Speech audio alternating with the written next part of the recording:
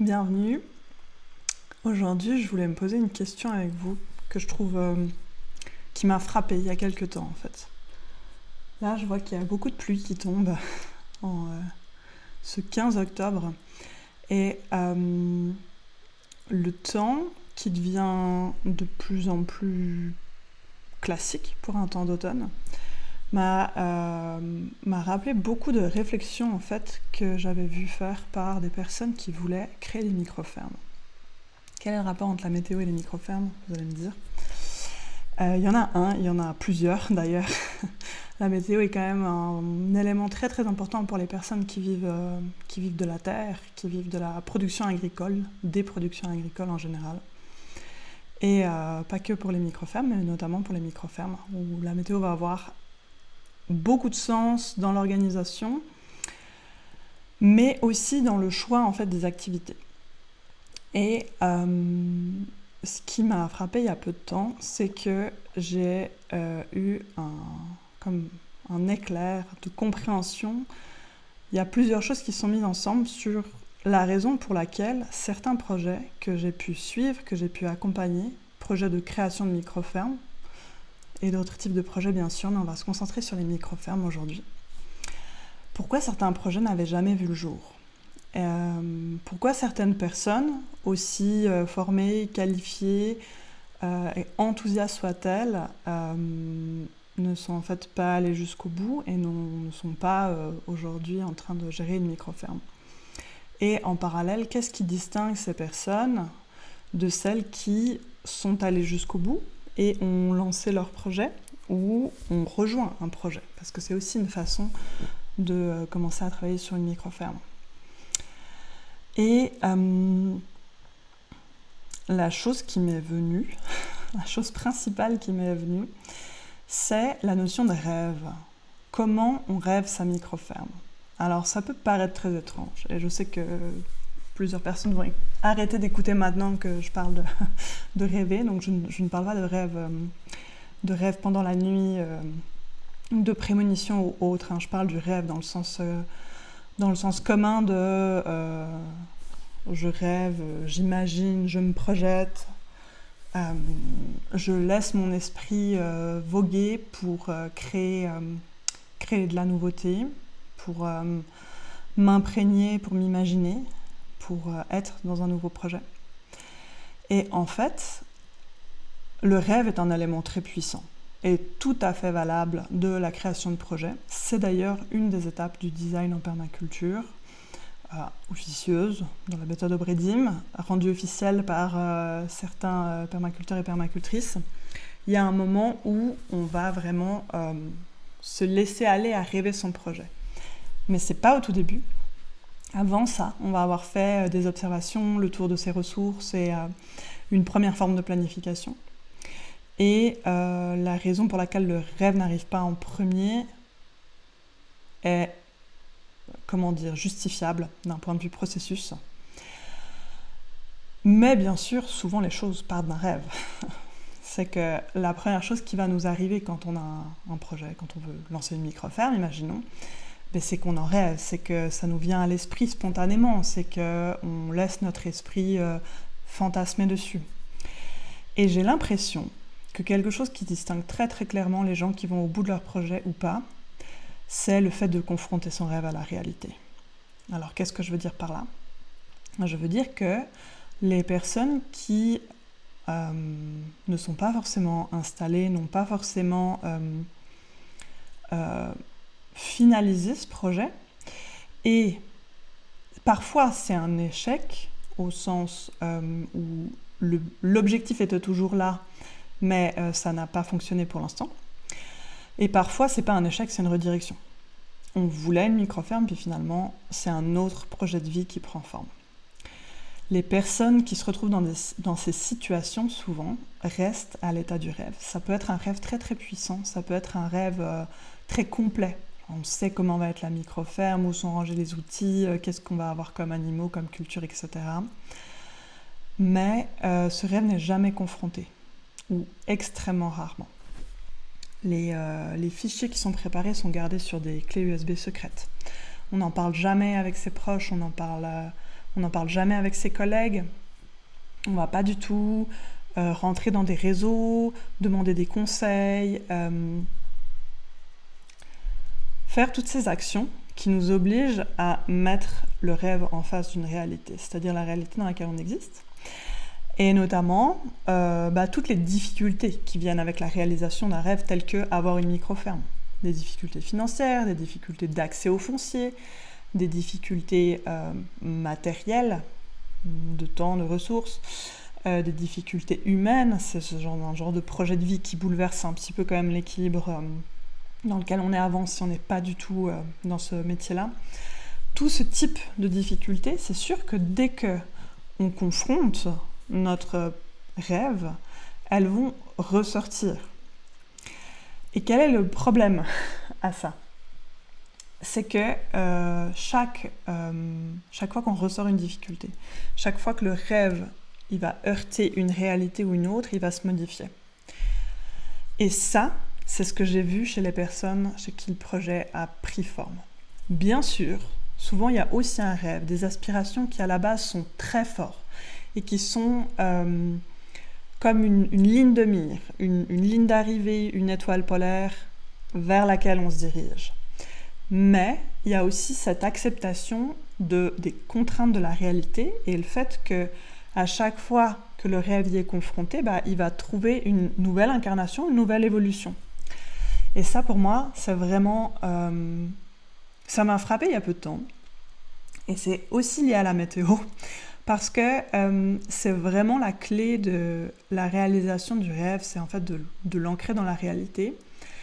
Et là où certaines personnes ont l'impression de l'ancrer dans la réalité en faisant des plans, ça en fait partie, en faisant des planifications, des budgets, rester seul avec ça, seul ou avec les personnes avec qui on veut créer la micro-ferme, sans jamais ouvrir vers l'extérieur, c'est vraiment prendre le risque de construire quelque chose qui ne va pas pouvoir prendre forme telle qu'elle, et c'est souvent là que la déconvenue et que la chute est énorme.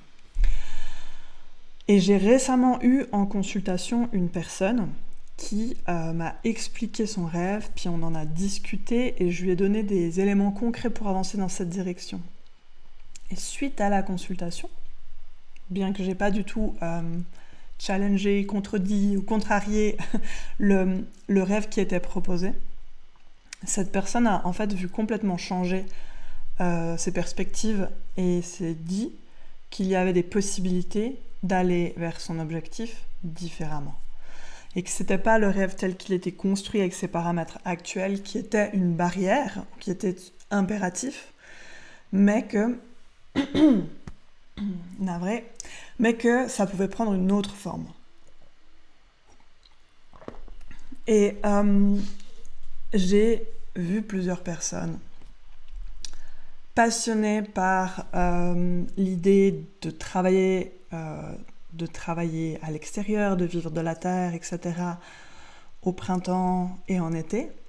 Et quand arrive l'automne et quand arrive justement ce temps qui est beaucoup moins, qui rend beaucoup moins aisé le travail extérieur, s'accrocher de toute leur force à leurs rêves sans essayer d'aller voir mais quelle réalité ils pourraient prendre justement dans des conditions météorologiques difficiles. Parce que des conditions météorologiques difficiles, on en traverse régulièrement.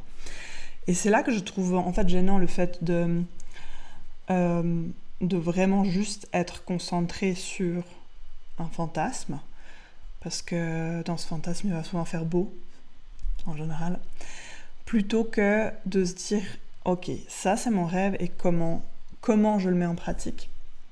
Et ce « comment je le mets en pratique », ne pas se contenter de le réfléchir seul, mais en discuter avec d'autres personnes. Alors bien sûr, ces autres personnes peuvent être choisies avec soin. Ça ne veut pas dire qu'il faut en parler à tout le monde parce que selon le projet, et puis je parle de micro-ferme parce que c'est un sujet que je connais très bien, où j'ai énormément d'exemples, mais c'est vrai pour beaucoup d'autres projets majeurs en fait. Plus on va rester enfermé sur soi-même et sur sa façon de penser, plus ça va être difficile de le mettre en place.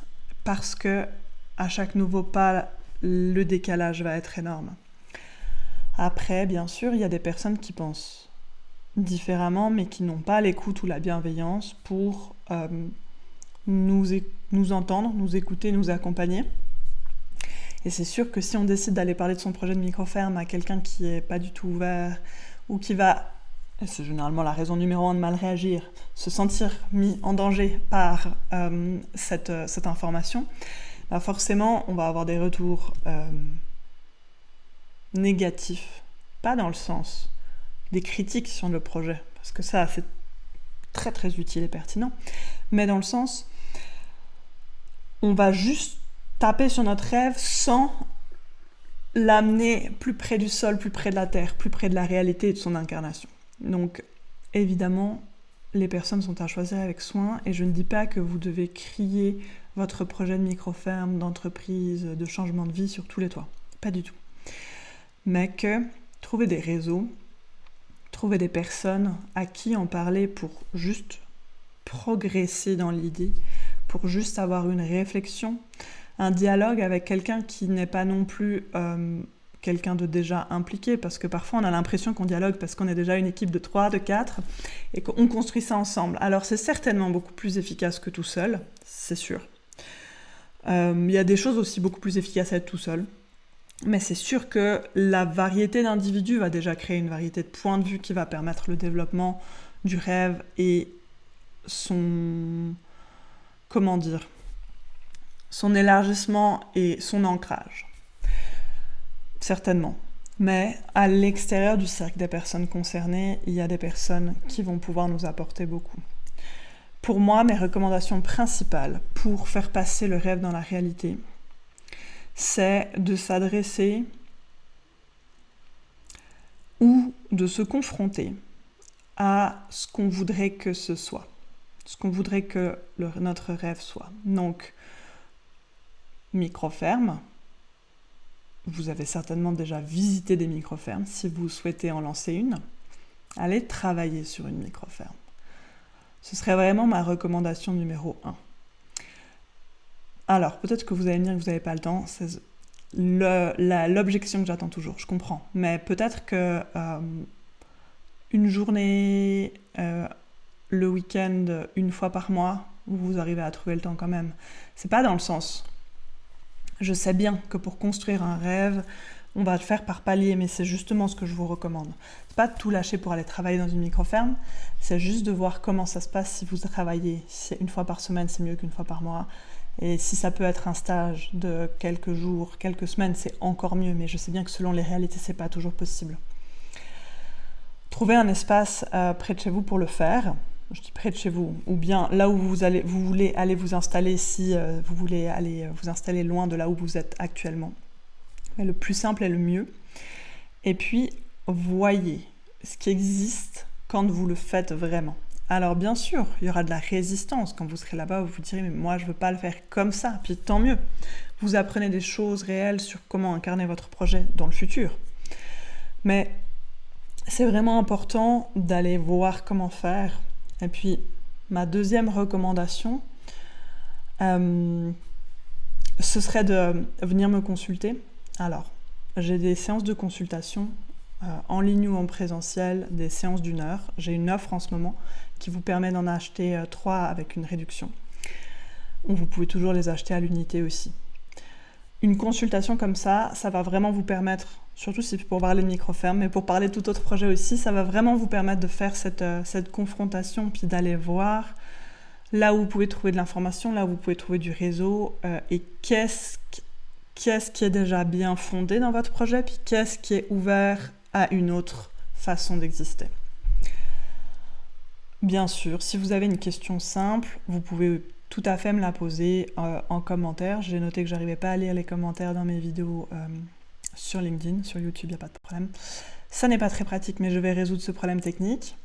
Ou en message privé, parce que, comme je le disais, souvent, le projet de micro-ferme est un projet secret. Donc, si c'est votre cas, pas de panique. Posez-moi la question en privé, je n'en parlerai pas à l'extérieur, je n'en parlerai pas pour vous. Et puis, je vous dirai si je peux répondre à votre question ou si c'est pour ça j'ai besoin de plus d'espace que juste un petit message, auquel cas je vous inviterai à une consultation, si vous en avez envie, ou à vous rediriger vers quelqu'un d'autre si je trouve ça pertinent. Et puis regardez s'il y a des micro-fermes autour de chez vous, et puis allez y faire un tour quand il pleut, pas que quand il fait beau. Voilà. C'était ce que je voulais vous partager aujourd'hui sur ce passage du rêve à la réalité qui me semble finalement beaucoup moins agréable que ce qu'on pourrait penser. Parfois, l'incarnation de son rêve, c'est pas ce qu'on souhaite, parce que le rêve, il sert à nous soutenir dans des périodes difficiles où on n'apprécie pas la situation dans laquelle on est. Et puis c'est ok. Si votre rêve doit rester un rêve, c'est très bienvenu comme ça. Je veux dire, ça sert et ça porte certaines personnes aussi. Mais si vous avez besoin que votre rêve devienne une réalité, commencez à le mettre en place, et commencez à le mettre en place en vous ouvrant à la réalité qui peut exister. Parce que, en fait, il n'y a pas un jour où un changement d'état va se faire, où vous vous sentirez assez prêt et puis tout va se mettre en place. Le rêve, il continuera à se construire pendant les dizaines et les dizaines d'années où il existera ensuite. Donc, c'est bien de lui donner déjà un peu à manger dès maintenant, de semer quelques graines, et pour ça, allez au contact des autres.